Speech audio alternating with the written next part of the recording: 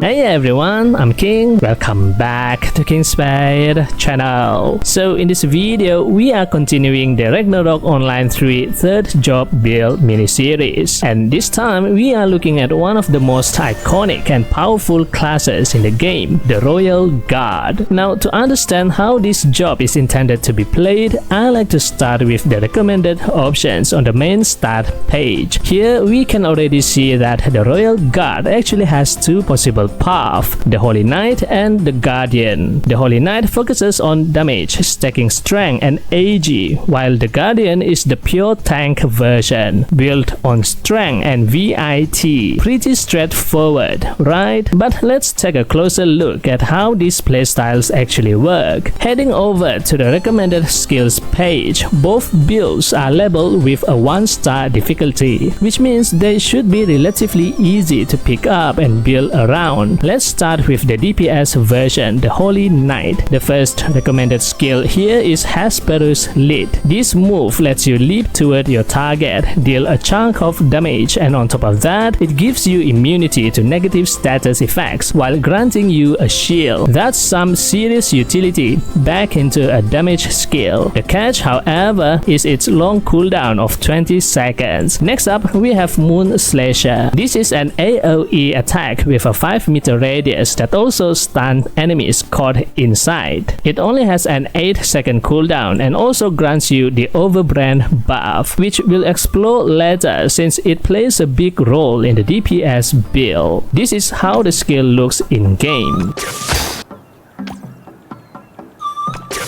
Following that, there's Pinpoint Attack, another dash-style skill that deals damage along its path. This one also has an 8-second cooldown. Now here's where things get a little interesting. Based on these 3 recommended skills, the build is described as single target, yet all of them are actually AoE based. On top of that, the long cooldowns mean the DPS doesn't exactly feel steady during extended fights or dungeon runs. So at first glance, the recommended setup doesn't fully show what the DPS Royal Guard is truly capable of. Let's switch over to the Guardian path, the tank build. The first skill here is Raise Shield, and this ability really packs in a lot. It reduces incoming damage to you and your team, but it slows your movement. At the same time, it knocks back enemies that get too close, and it even reflects damage back when you are hit. So while you are protecting your allies, you are also keeping enemies in check and dishing out some punishment at the same time. The next one is King's Grace, and this skill is incredible. It absorbs half the damage taken by your surrounding allies, heals a portion of it back, makes everyone immune to negative effects, and continuously applies a slow effect to nearby enemies every half second. After 5 stacks, that slow turns into a stun. In other words, you are shielding your team while disabling your enemies all at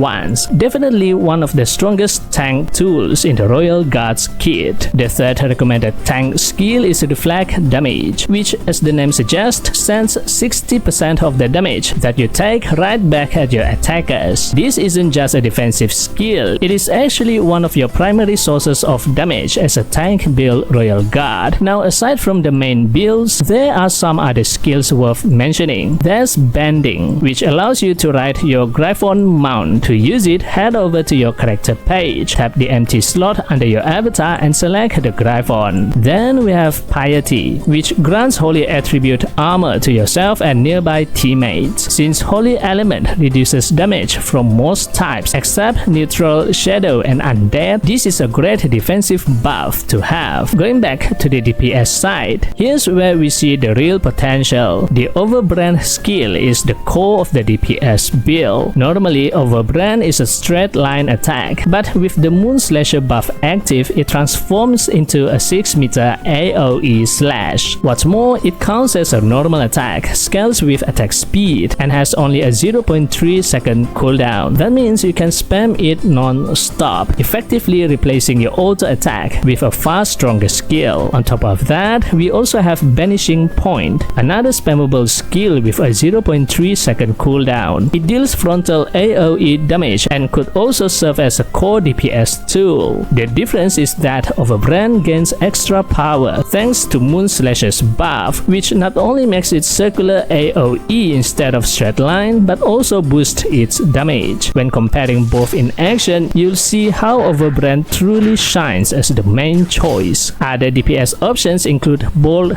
Charge, a two-step attack that knockbacks enemy and then sends them airborne, and Cannon Spear, which deals frontal damage and grants you a speed buff. Putting all this together, the Royal Guard DPS kit is fast, flashy, and very satisfying once you unlock its true core mechanics. Now, I did get a comment in my last video asking why I only tested skills on low-level monsters. Unfortunately, in this Pioneer test, the higher level maps were not available, so I had to stick to what the game provided. But I'm sure you can see how strong these builds can become once scaled up. For DPS players, Remnant Echo adds another layer of power. At level 2, it gives Moonslasher a pulling effect, doubles the duration of its Overbrand buff, and increases Overbrand's damage by 60%. Another Resonance boosts Overbrand's multiplier by 15% and even adds a slow debuff. This makes the skill even deadlier. It is also important to point out that while Royal Guards can technically use multiple weapon types, two-handed swords, one-handed swords with shields, two-handed spears, and one-handed spears with shields, the majority of the third job skills I have covered are restricted to two-handed spears. So if you are going for a DPS Royal Guard, you will definitely need to stick with a two-handed spear weapon. Now let's turn to the tank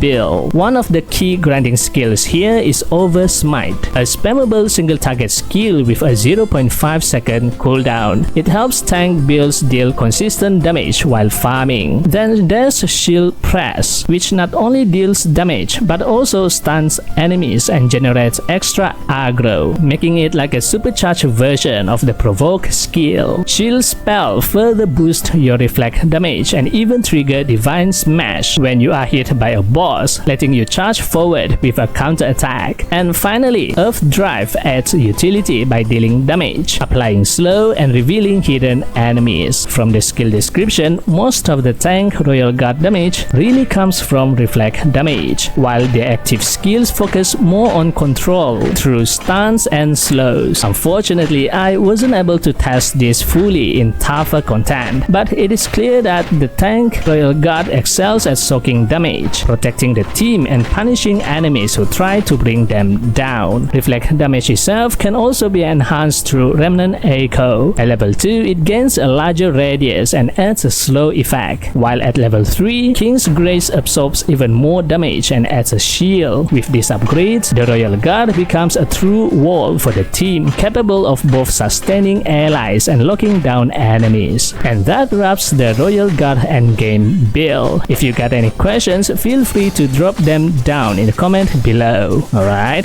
that's it for this video. This time video shoutout goes to... Thank you for always supporting me and this channel. If you like this video, give it a thumbs up and hit the subscribe button. And also don't forget to turn on the notification bell so you'll be notified whenever I upload a new video. Thanks for watching and I'll see you on the next video. And as always, happy playing. Bye bye.